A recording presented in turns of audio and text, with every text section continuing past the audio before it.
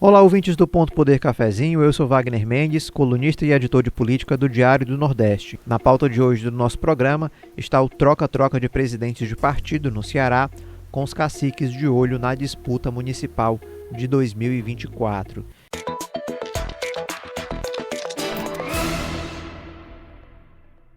E para nos contar um pouco desses bastidores, eu trouxe os repórteres de política do Diário do Nordeste, Alessandra Castro e Igor Cavalcante. Tudo bem, pessoal? Oi, Wagner. Oi, Igor. Tudo bem? É sempre um prazer estar participando aqui do Ponto Poder Cafezinho com vocês, viu? Olá, pessoal. Bom estar aqui de volta e para comentar um assunto muito interessante, né? Que é justamente essas movimentações, esse período pré-eleitoral. Temos muita coisa para conversar.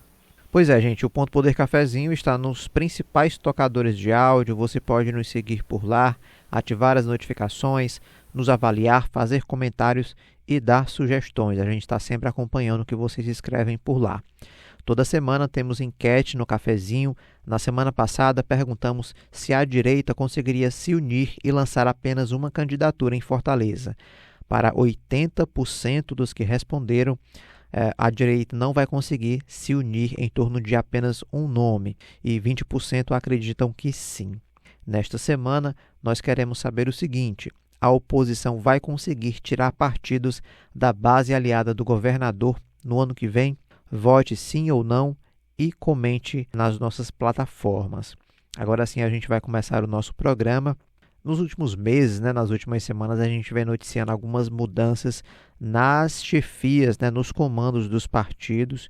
Nos últimos meses tivemos algumas trocas, entre elas o Republicanos, com o ex-suplente de senador Chiquinho Feitosa, ele acabou assumindo o partido. Depois, Eudoro Santana, ex-deputado estadual e pai do ministro Camilo Santana, ele assumiu o Partido Socialista Brasileiro, o PSB. E mais recentemente também houve mudança no Podemos. O Bismarck Maia deixou o PDT, que é o prefeito de Aracati, e assumiu o comando aí do partido aqui no estado do Ceará. E nessa semana teve a mudança no PL, o prefeito Acilon Gonçalves, o prefeito de Eusébio, acabou deixando o comando do partido. Quem assumiu foi o deputado estadual Carmelo Neto. Algumas mudanças aconteceram ali nesse período, há menos de um ano para as eleições municipais, que é quando eles já começam, os dirigentes partidários, as principais lideranças políticas aqui do estado, já começam a se organizar. Alessandra, mas por que é exatamente agora que essas mudanças acontecem? É só a questão mesmo da eleição ou tem algo a mais? Pois é, Wagner. Tem vários fatores aí envolvidos, mas todos eles levam para a eleição do ano que vem, Todos eles levam para a eleição de 2024. Isso porque essas mudanças, elas ocorrem já porque o pleito de 2024, os especialistas apontam que ele está sendo muito antecipado, A gente já tem nomes de pré-candidatos aí sendo colocados, a gente já tem disputas dentro das próprias agremiações, por espaço, para quem vai ser realmente o candidato. A gente tem várias pré-candidaturas dentro de uma mesma agremiação. E aí esses partidos também precisam se articular de olho nessa disputa, Tanto para formar uma aliança, como para lançar candidaturas. Por exemplo, a troca de apoios que são comuns, nas eleições. Eu te apoio em tal cidade, em troca você apoia o meu candidato em outro município.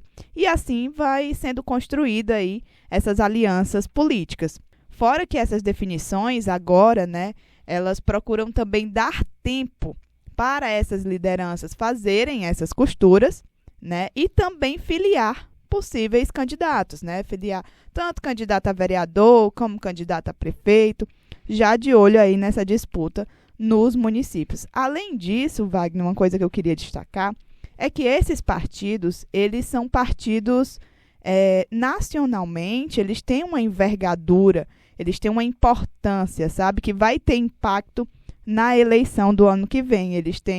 Alguns deles têm verba aí para receber de financiamento de campanha e tem tempo de TV que pode aí contribuir, nessas alianças. Afinal, essas costuras, elas são montadas, são formadas e com elas você consegue aumentar o tempo de TV daquela coligação ali, no caso de uma candidatura a prefeito, que é onde é permitido coligação ainda, você consegue aumentar o tempo de TV para o cabeça de chapa, para o vice se apresentar, por exemplo.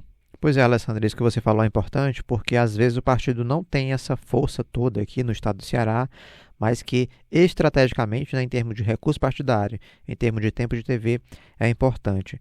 E quem está nesse cenário aí é o próprio Republicanos e o PSB, né, que não são partidos de grande força aqui no estado do Ceará, que eles estão se estruturando agora, porque chegou para ficar com a base do governador Eumano de Freitas, mas que nacionalmente tem essa força.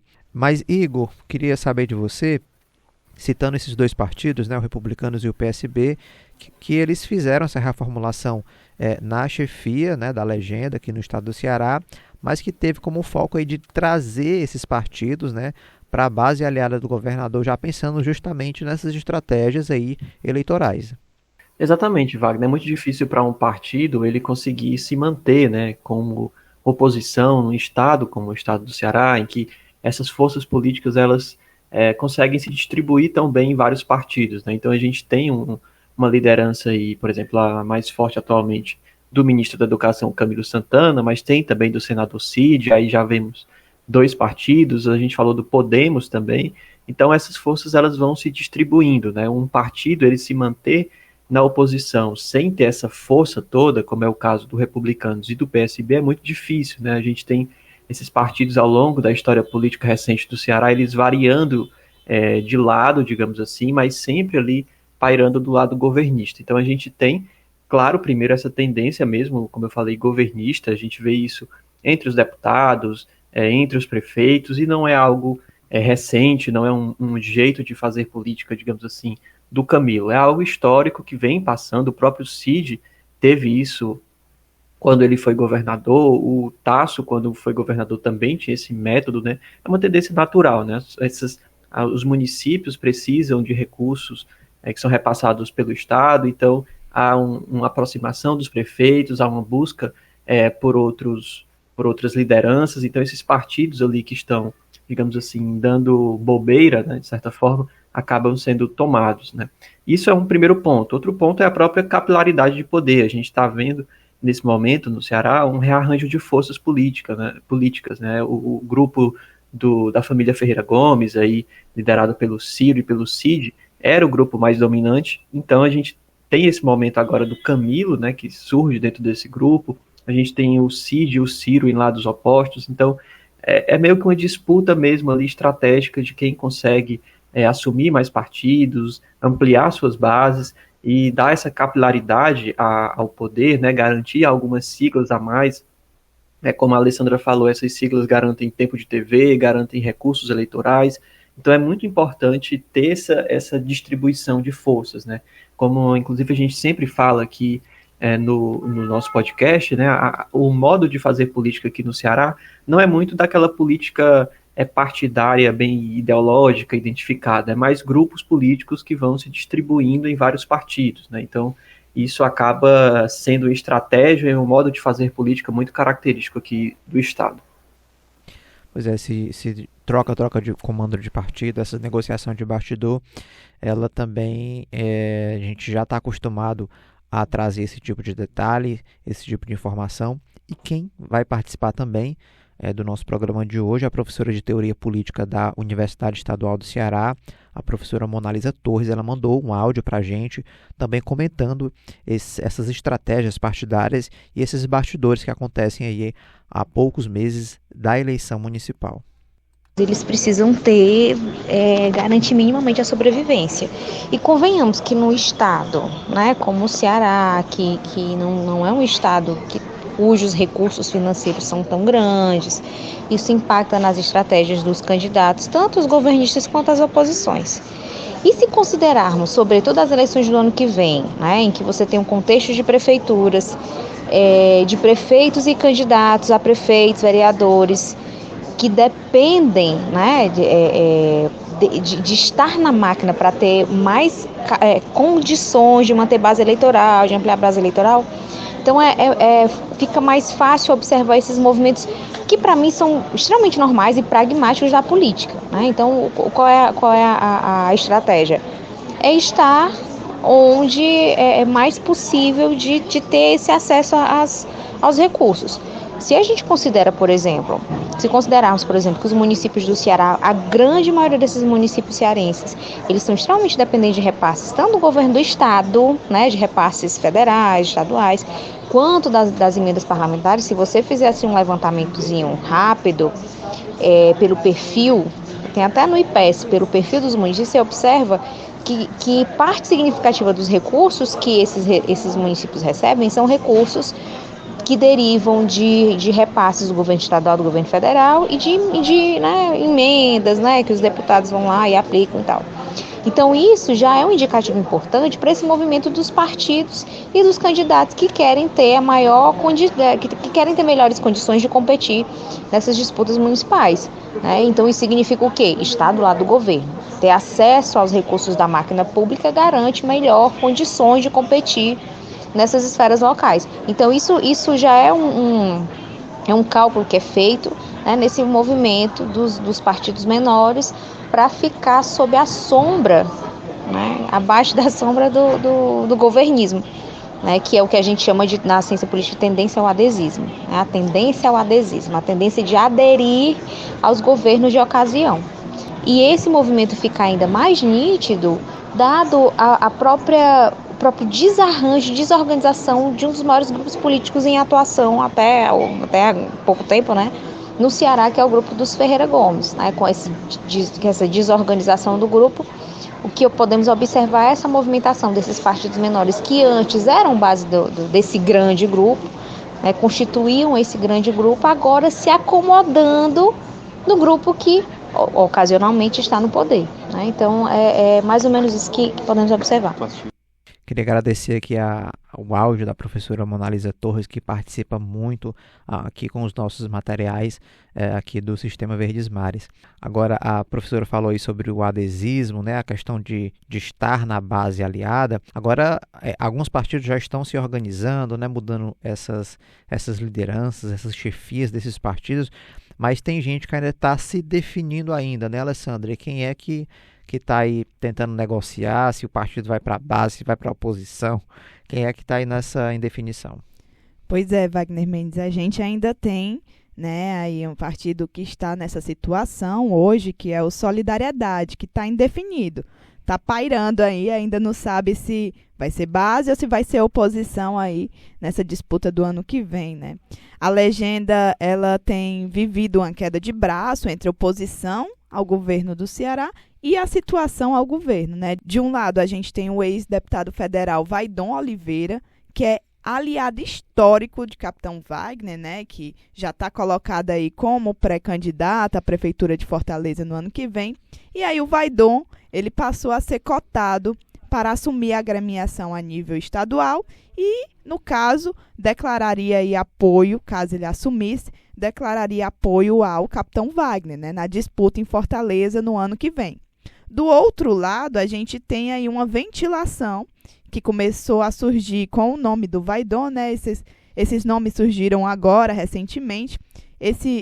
A ventilação do nome do prefeito de Chorozinho, Júnior de Castro, que é inclusive presidente da APRESE, né, Associação dos Municípios do Ceará, para poder comandar o Solidariedade aqui no estado, a nível estadual, e trazer, né, e assegurar a legenda no arco governista, né, para a disputa, porque, querendo ou não, o Solidariedade é um partido importante, principalmente depois que incorporou o PROS, né, então teve essa incorporação aí a nível federal, e o partido é um partido que se tiver na aliança governista vai somar aí com recurso ou com tempo de TV, apesar dele não ter tanta expressão assim, né? Tem 7 deputados a nível federal, mas tem sua relevância aqui, querendo ou não. A envergadura do arco de aliança, ela contribui muito também para a eleição, né? A gente teve aí no ano passado, a gente viu isso, essa união de partidos em torno da candidatura do governador eleito, que foi o Elmano, né? Que inclusive é o governador hoje, e se elegeu no primeiro turno nessa frente ampla aí, né?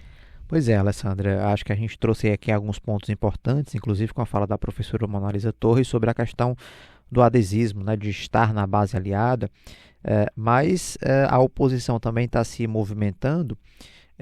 Igor, você acha que a oposição ela consegue, vamos dizer assim, ter alguma margem de crescimento ou fazer frente, como o que a Alessandra falou agora em relação à solidariedade, a essa disputa, se solidariedade vai para a base ou se vai para a oposição? A oposição já teve muitas perdas aí de prefeituras que antes eram oposição aí ao governo do PT, mas que hoje já estão se aliando, se aproximando, inclusive ele na região metropolitana de Fortaleza. Você consegue identificar, visualizar algum crescimento, alguma possibilidade aí de disputa por parte da oposição, nesse campo aí do partido? Olha, será um desafio imenso, Wagner, assim, quase um desafio mesmo de superação, porque o cenário é um dos mais desfavoráveis, né, para a oposição, se a gente for analisar os últimos anos. Então a gente tem um estado do Ceará que historicamente vota em candidatos de esquerda, né, isso considerando o estado. Se a gente for pegar também o cenário estadual, né, a nível de gestão estadual, a gente tem um governador do PT, tem o presidente do PT, tem uma liderança local também do PT, né, o ministro Camilo Santana. Então é um cenário que acaba pressionando ali, né, limitando, cercando a oposição. É muito difícil para esses partidos eles conseguirem ter como negociar, ter o que oferecer para, né, garantir ali algumas siglas a mais, algumas agremiações. Então, de fato, é uma dificuldade muito grande. A gente teve aí por 4 anos, né, o governo federal sob o comando do ex-presidente Jair Bolsonaro, que tem aliados até hoje muito fiéis aqui no estado do Ceará. Ao longo desse tempo, ele apoiou um candidato que se identificou muito aí, né, com essa gestão, né? Então, e ainda assim acabou não saindo vitorioso, né, nessas campanhas, tanto para governo do estado quanto eleições municipais. Então, é de fato um cenário atual muito desafiador para esse grupo de oposição. E mais do que isso, a gente vê aí uma certa divisão, pelo menos, né? A gente já tem alguns candidatos, como o Eduardo Girão, no Novo, temos o André Fernandes confirmado como candidato pelo PL, temos o Capitão Wagner pela União Brasil, isso tudo a gente falando aqui de Fortaleza, né, da capital. Então a oposição acaba se dividindo, o eleitor fica tendo que escolher ali entre esses 3 nomes. A gente tem algumas conversas, né, algumas sinalizações de possibilidade de uma aproximação entre esses 3 nomes, né, de uma frente ampla, digamos assim, da oposição, mas de fato o que a gente tem hoje de concreto, de pré-candidatura, de nomes postos, é esse trio, digamos assim. Então isso acaba, de certa forma enfraquecendo ali a força, né, desse grupo, em termos mesmo de quantidade, né? Então o cenário não é dos mais favoráveis, assim. Se a gente for tentar ver ali o copo meio cheio, digamos assim, o que a gente considera de fato que o eleitor de Fortaleza sempre foi um eleitor que acaba lhe dando margem, né, para a oposição. Então a gente teve mais recentemente na história política a eleição da Luiziane, que era o nome de oposição, que acabou assumindo a prefeitura. Temos o Roberto Cláudio também. Então, de tempos em tempos, o eleitor de Fortaleza, ele muda, digamos assim, né? Ele vai ali para a oposição, mas agora a oposição no Ceará e em Fortaleza é uma oposição diferente, digamos assim. A gente tinha um grupo que historicamente estava unido e rachou. Então, a gente tem um grupo governista aí do PDT e temos tanto o PT quanto esse grupo mais à direita fazendo uma oposição. Então, o eleitor da capital, ele vai ter, se ele quiser mudar, digamos assim, ele vai ter mais opções na oposição. Essas negociações aí vão ficar cada vez mais intensas, porque no mês que vem já é 2024, né? Já é ano eleitoral. O governador Elmano tem dito que só vai falar de campanha em 2024. Daqui a 20 dias a gente pergunta a ele nas próximas entrevistas coletivas que ele estiver participando, já começa a cobrar, né? sobre o pleito eleitoral, inclusive sobre o PT, que tem um partido que está indefinido, sobre Fortaleza e sobre algumas regiões aqui do estado do Ceará. Mas eu acho que a discussão hoje é isso, gente. Algumas mudanças aí de partido, algumas lideranças intervindo nisso. O próprio ministro Camilo Santana, o senador Cid Gomes, que são os grandes ali articuladores desse processo. Aqui no Ceará tem o ex-deputado e hoje secretário de Saúde, Capitão Wagner. Então você vê que alguns nomes ali tentam comandar e distribuir os seus aliados em partidos estrategicamente para conseguir se organizar e ter forças aí para a disputa de 2024, que vai ser uma disputa super importante do ponto de vista aí municipal, para organizar a legenda e estruturar esses partidos aí para a disputa de 26, porque é com as eleições gerais que esses partidos se fortalecem para fazer uma boa quantidade de cadeiras aí na Câmara dos Deputados e conseguir aí recursos de fundo partidário. Mas esse é tema aí para outro programa, né? Queria agradecer aí a presença dos meus companheiros de equipe, Alessandra Castro e Igor Cavalcante. Muito obrigado, pessoal, por hoje. Obrigada, gente. Sempre um prazer estar aqui e até a próxima, né? E a gente vai ficar de olho nisso que você falou, viu, Wagner? 2024 já está batendo a porta e a gente vai perguntar, viu? Pois é, Wagner, é um prazer estar aqui novamente, estar com a Alessandra, contigo, com nossos ouvintes. E, claro, a gente sempre comenta aqui, a gente deve ter aí nos próximos dias espera-se, né, uma decisão sobre o PDT, né, o partido aí que tem muitos nomes, muitas lideranças, que deve definir muito esse jogo aí também dos outros partidos, do próprio PDT, do PT. Então, o nosso ouvinte aí tem que nos acompanhar aí, porque teremos muitas novidades nas próximas semanas. Então é isso, pessoal. O nosso programa vai ficando por aqui. Na semana que vem tem mais. Para acompanhar os nossos episódios, você pode acessar o Spotify, Deezer, Google Podcast e também o YouTube do Diário do Nordeste. Até a próxima semana.